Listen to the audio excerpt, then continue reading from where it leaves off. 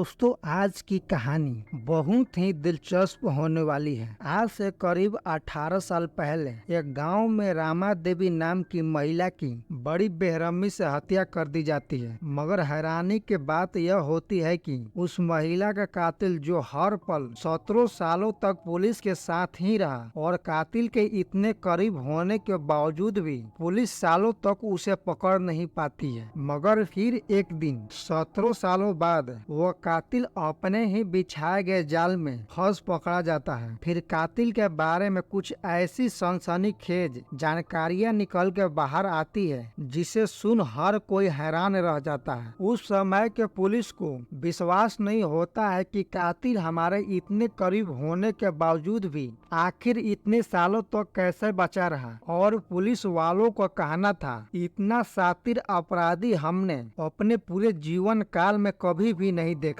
तो आखिर क्या है इस कहानी में, चलिए आज के वीडियो में इस हत्याकांड का पड़ताल डिटेल से करते हैं। 26 मई 2006 जनार्दन नायर हर रोज की तरह उस रोज भी ऑफिस के छुट्टी के बाद वो घर जा रहे थे। लेकिन जब वो घर पहुंचकर दरवाजा खटखटाते हैं तो अंदर से किसी तरह की कोई भी आवाज नहीं आती है। काफी देर दरवाजा खटखटाने के बावजूद भी कोई दरवाजा नहीं खोलता है तो उन्हें किसी अनहोनी की आकांक्षा होने लगती है। इसलिए वे जल्दी से दरवाजे के ऊपर की वेंटिलेटर को तोड़ अपने हाथों को अंदर डाल बाहर से ही दरवाजा खोल देते हैं। फिर वे घर के अंदर दाखिल होते हैं, जहां उन्हें कुछ ऐसा दिखाई देता है जिसे देखने के बाद उनकी आंखें फटी के फटी रह जाती है। दरअसल उस रोज किसी ने उनकी पत्नी रामा देवी की बड़ी बेरहमी से उन्हीं के घर में हत्या कर दी थी। और जब जनार्दन नायर अपनी पत्नी को मृत अवस्था में देखते हैं तो वह अपना होश खो बैठते हैं और वहीं बैठकर जोर जोर से रोने लगते हैं। और रोने की आवाज सुन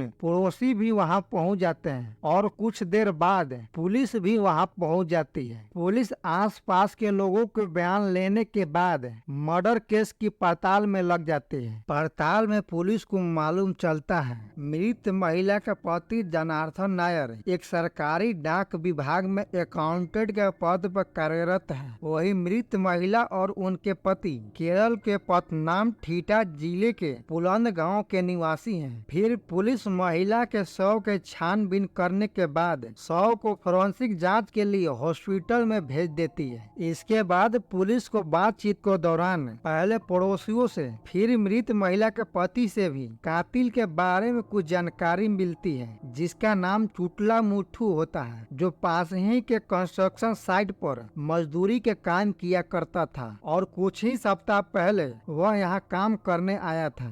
मगर पुलिस जब चुटला मुट्ठू को पकड़ने उसके घर जाती है तो वो पहले से ही एक साथ रहने वाली महिला के साथ फरार हो चुका था। वो महिला उसी के साथ कंस्ट्रक्शन साइट पर काम किया करती थी। चुटला मुट्ठू के फरार हो जाने के बाद पुलिस को पक्का यकीन हो जाता है कि रामा देवी का कातिल चुटला मुट्ठू ही है। इसलिए पुलिस चुटला मुट्ठू को पकड़ने के लिए कई जगहों पर छानबीन करती है, मगर हर जगह पुलिस का हाथ खाली ही रहता है। और ऐसे ही समय गुजरते गुजरते साल बीतने वाला होता है और इतने समय गुजर जाने के बावजूद भी कातिल के नहीं पकड़े जाने से गांव वाले नाराज होकर पुलिस स्टेशन के आगे धरना देना शुरू कर देते हैं। यहाँ तक कि उस समय के केरल के मुख्यमंत्री को भी लेटर लिखा जाता है, जिससे कातिल को पकड़ने का दबाव पुलिस वालों पर बढ़ जाता है और पुलिस वाले भी केस की बारीकी से छानबीन शुरू कर देते हैं। मगर लाख कोशिशों के बावजूद भी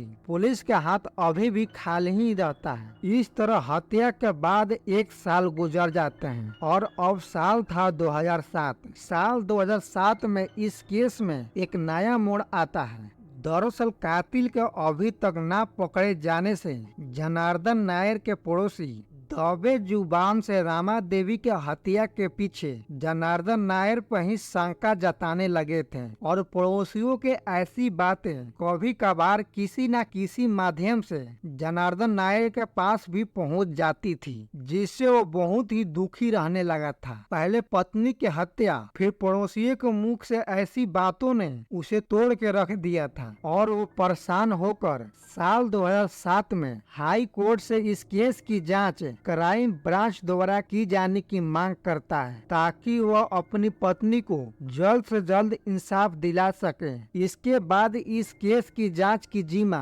क्राइम ब्रांच के हाथों में सौंप दी जाती है। क्राइम ब्रांच की टीम चुटला मुट्ठू को पकड़ने के लिए अपनी गुप्त सूत्रों की सहारा लेती है, जहां से उन्हें चुटला मुट्ठू के उत्तर प्रदेश के कानपुर में होने की सूचना मिलती है। इसके बाद क्राइम ब्रांच की टीम हजारों किलोमीटर दूर कानपुर में जाकर केस की छानबीन करती है, मगर क्राइम ब्रांच का हाथ यहाँ भी खाली ही रहता है और इसी तरह क्राइम ब्रांच को तमिलनाडु, केरल और अलग अलग जगहों पर चुटला मुट्ठू के होने की सूचना मिलती रहती है, मगर कहीं भी उसका कोई सुराग नहीं मिलता है। इसी बीच क्राइम ब्रांच के हाथ वो महिला भी लग जाती है जो हत्या कांड के बाद चुटला मुट्ठू के साथ फरार हो गई थी। पूछताछ के बाद वो महिला अपने आप को इस हत्या कांड में बेकसूर बताती है। वही पुलिस को चुटला मुट्ठू के बारे में इस महिला से कोई भी जानकारी नहीं मिलती है और ऐसे ही धीरे धीरे 17 साल गुजर जाते हैं और साल था 2022 और साल 2022 में क्राइम ब्रांच की टीम इस केस में एक सनसनीखेज खुलासा करती है, जिसे सुन हर किसी के रोंगटे खड़े हो जाते हैं। दरअसल साल 2022 में इस केस को क्राइम ब्रांच के बेहतरीन इंस्पेक्टर सुनील राज लीड कर रहे थे। सुनील राज इस केस की पड़ताल के लिए उस घर में जाकर हत्याकांड वाले सीन को रिक्रिएट करना चाहते थे जिस घर में रामा देवी की हत्या की गई थी, मगर जब क्राइम ब्रांच की टीम उस घर के पास पहुंचती है तो 17 सालों में उस घर को तोड़ उसी जगह पर एक नया घर बना दिया गया था। इस तरह एक केस बंद होने के कगार पर पहुंच जाता है। तभी एक दिन इंस्पेक्टर सुनील राज को इस केस की फाइल के पन्नों को पलटते वक्त कुछ फोटोग्राफ दिखाई देता है और इन फोटोग्राफ के माध्यम से इंस्पेक्टर सुनील राज उस घर की आर्टिफिशियल मॉडल तैयार करवाते हैं, जहां जांच में मालूम चलता है कि वेंटिलेटर को तोड़ दरवाजा कभी खोला ही नहीं जा सकता था। दरअसल वेंटिलेटर और दरवाजे के बीच की ऊंचाई काफी ज्यादा थी और उसमें हाथ डालकर दरवाजा खोलना लगभग असंभव था, मगर महिला के पति जनार्दन नायर अपने बयान में वेंटिलेटर तोड़ दरवाजा खोलने की बयान दर्ज करवाई थी। इस तरह इंस्पेक्टर सुनील राज को जनार्दन नायर के बयान झूठा लगने लगता है और उनका शक चुटला मुट्ठू से हटकर जनार्दन नायर पर चला जाता है, मगर अभी भी उनके पास कोई पुख्ता सबूत नहीं था जिसे अदालत में यह प्रूव किया जा सके कि रामा देवी की हत्या चुटला मुट्ठू ने नहीं बल्कि रामा देवी के पति जनार्दन नायर ने ही की है। इसके बाद सुनील राज सबूत जुटाने के लिए फोरेंसिक टीम से रामा देवी के फोरेंसिक जांच की रिपोर्ट मांगते हैं, जिस पर पुलिस के इतने सालों में कभी भी ध्यान नहीं गया था और न ही किसी ने उस रिपोर्ट में मिली बालों का डीएनए टेस्ट करा किसी व्यक्ति से मिलाने की कोशिश की थी। सभी ने शुरू से ही चुटला मुट्ठू को कातिल मान केस का पूरा फोकस उसे पकड़ने में लगा रखा था और जब फोरेंसिक जांच में मिले बालों का डीएनए टेस्ट का मिलान जनार्दन नायर के डीएनए से मिलान की जाती है तो बिल्कुल सामान्य पाया जाता है। इस तरह बचने के लाख कोशिशों के बावजूद भी रामा देवी का कातिल पकड़ा जाता है और वो कातिल कोई और नहीं बल्कि रामा देवी के पति जनार्दन नायर ही होता है। मगर अभी भी सबसे बड़ा सवाल बाकी था, आखिर उसने अपनी पत्नी की हत्या क्यों की। इस सवाल का जवाब पाने के लिए पुलिस जनार्दन नायर को हिरासत में लेकर पूछताछ शुरू करती है, जहां जनार्दन नायर पुलिस को बताता है, मुझे अपनी पत्नी पर किसी दूसरे मर्द के साथ अफेयर का शक था और इसे लेकर अक्सर हमारे हमारे बीच झगड़ा होता रहता था और जब 26 मार्च 2006 को मैं ऑफिस से घर आया तो उस रोज भी इन्हीं बातों को लेकर हम दोनों के बीच जमकर झगड़ा हुआ। उस रोज रामा मुझे पीट रही थी और मैं उससे पीट रहा था। इसी दौरान मैं गुस्से में आकर पास ही में मौजूद किसी हथियार से रमा पर हमला कर देता हूँ, जिससे उसकी मौके पर ही मृत्यु हो जाती है। इसके बाद मैं खुद को बचाने के लिए घर के दरवाजे को सटा